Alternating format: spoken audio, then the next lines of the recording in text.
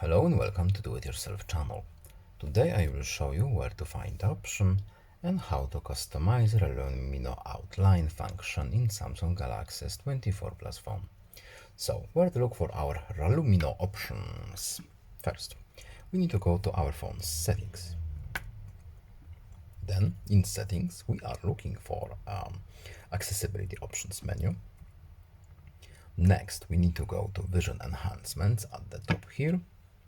And then we're looking for Relumino Outline option. And first of all, at the right, as you can see here, we have the switch to turn it on or off. And when we open the menu, we have a few more options that we can change. For example, we can set up our shortcut, we can change the outline thickness, we can change the color of our outline, and that's pretty much it. I hope this video was helpful to you. Please leave a like and subscribe. Have a nice day and see you in the next video. Bye.